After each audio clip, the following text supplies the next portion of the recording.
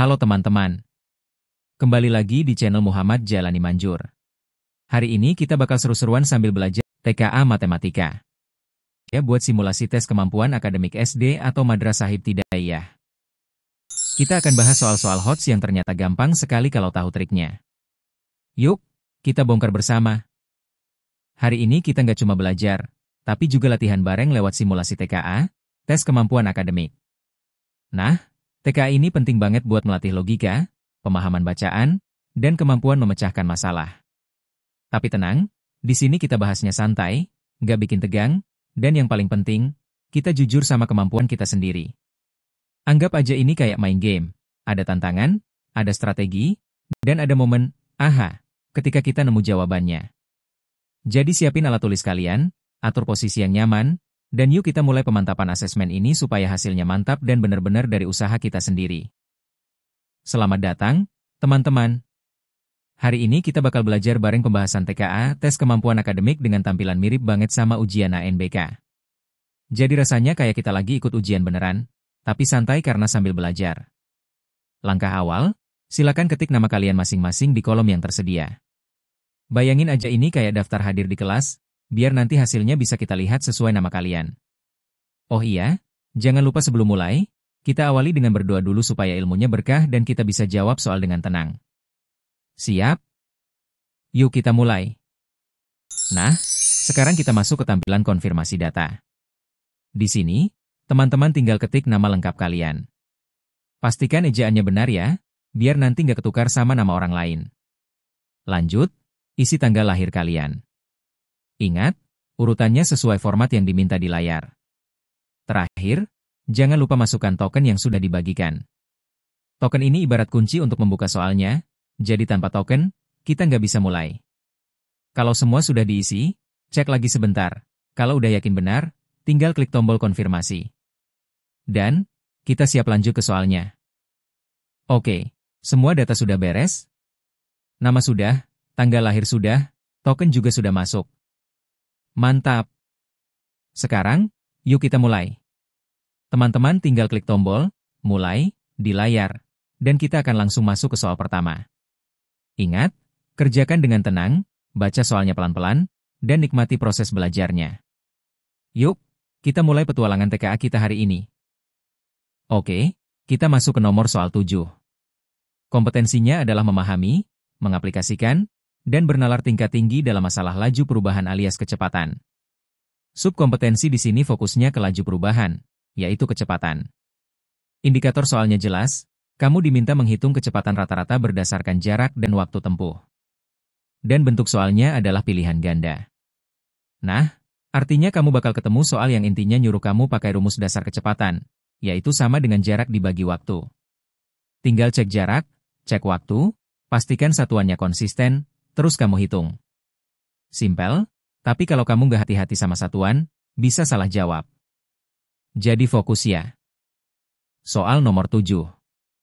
Sebuah mobil menempuh jarak 180 km dalam waktu 3 jam. Kecepatan rata-rata mobil tersebut adalah berapa kilometer per jam? A. 45. B. 55. C. 60. D. 75. Jawabannya adalah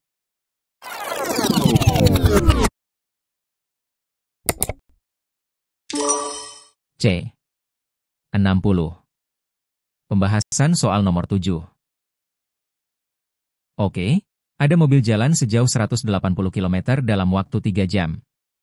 Nah, kalau ditanya kecepatan rata-rata, rumusnya simpel banget, kecepatan sama dengan jarak dibagi waktu. Jadi tinggal kita hitung, 180 dibagi 3, hasilnya 60 km per jam. Jadi, jawabannya adalah C60. C. 60. Oke, kita lanjut ke nomor soal 8. Kompetensinya, memahami, mengaplikasikan, dan bernalar tingkat tinggi untuk nyelesain masalah yang berhubungan sama kelipatan, faktor, KPK, dan FPB bilangan asli. Subkompetensinya jelas, kelipatan, faktor, KPK, dan FPB. Indikator soal, kamu diminta menentukan kelipatan persekutuan terkecil, atau KPK, dari dua bilangan asli. Dan bentuk soal ini adalah pilihan ganda. Nah, sekarang coba bayangin. Kalau kamu diminta cari KPK dari dua bilangan, apa yang langsung muncul di kepala? Cara faktorisasi prima. Ini lebih rapi kalau angkanya gede. Kamu uraikan dulu masing-masing bilangan jadi faktor prima, terus ambil semua faktor prima dengan pangkat terbesar. Nah, hasil perkalian itulah KPK. Jadi intinya, soal KPK ini bukan cuma ngafalin rumus, tapi kamu harus ngerti konsep bilangan yang sama-sama kelipatan dari dua angka, tapi yang paling kecil. Jadi jangan buru-buru, cek dulu data yang ada, pilih strategi yang paling gampang buat kamu, baru deh tentuin jawabannya. Soal nomor 8. Kelipatan persekutuan terkecil, KPK, dari 12 dan 18 adalah A. 24, B. 30, C. 36, D. 48. Jawabannya adalah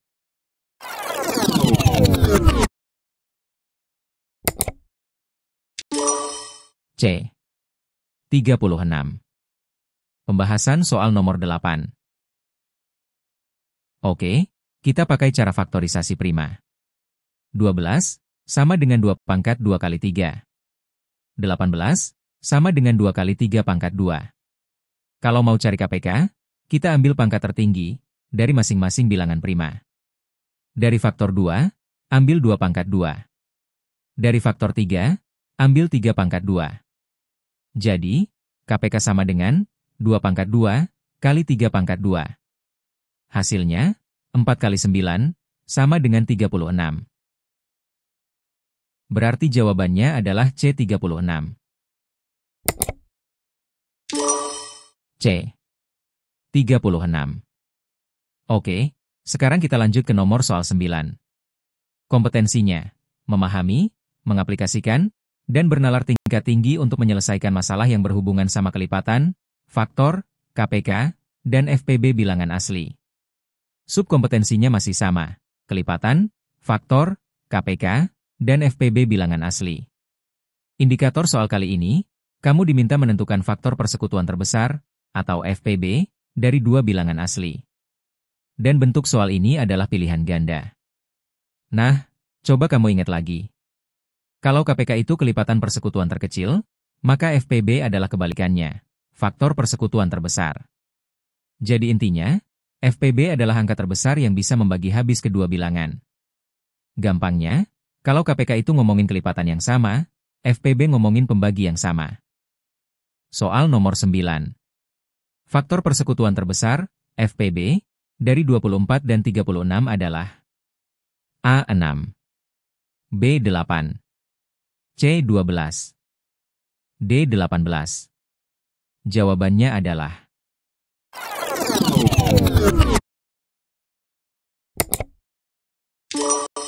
C. 12. Pembahasan soal nomor 9. Kalau cari FPB, ingat ya, faktor persekutuan terbesar artinya, ambil faktor yang sama dan paling besar. 24 sama dengan 2 pangkat 3 kali 3. 36 sama dengan 2 pangkat 2 kali 3 pangkat 2. Sekarang, ambil pangkat terkecil dari setiap faktor prima. Dari faktor 2, ambil 2 pangkat 2. Dari faktor 3, ambil 3. Jadi FPB-nya sama dengan 4 kali 3, sama dengan 12. Jadi, jawabannya adalah C12. C. 12. Oke, kita masuk ke nomor soal 10. Kompetensinya adalah memahami, mengaplikasikan, dan bernalar tingkat tinggi untuk menyelesaikan masalah yang berhubungan dengan volume bangun ruang, kubus, balok, dan juga gabungan dari keduanya. Subkompetensinya jelas, volume bangun ruang, baik kubus, balok, maupun gabungannya. Indikator soalnya, kamu diminta mendefinisikan cara menghitung volume bangun ruang gabungan. Dan bentuk soal ini adalah pilihan ganda. Soal nomor 10. Perhatikan ilustrasi bangun ruang gabungan 3 dimensi berupa balok, biru, dan kubus, hijau. Volume totalnya diperoleh dengan menjumlahkan volume balok dan kubus. Soal nomor 10. Sebuah bangun ruang gabungan memiliki volume yang dihitung dari A. Menjumlahkan volume masing-masing bangun ruang penyusunnya. B. Mengalihkan volume masing-masing bangun ruang penyusunnya. C. Menghitung rata-rata volume masing-masing bangun ruang penyusunnya. D. Mengurangi volume bangun ruang yang lebih kecil dari yang lebih besar. Jawabannya adalah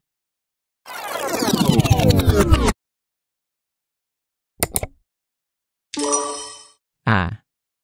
Menjumlahkan volume masing-masing bangun ruang penyusunnya. Pembahasan soal nomor 10. Kalau ada bangun ruang gabungan, misalnya kubus digabung sama balok, cara nyari volumenya gampang banget. Kita cukup jumlahkan volume tiap bangun. Jadi volume gabungan sama dengan volume kubus ditambah volume balok. Bukan dikali, bukan dirata-rata, apalagi dikurangin. Jadi, jawabannya adalah A. Menjumlahkan volume masing-masing bangun ruang penyusunnya. A. Menjumlahkan volume masing-masing bangun ruang penyusunnya.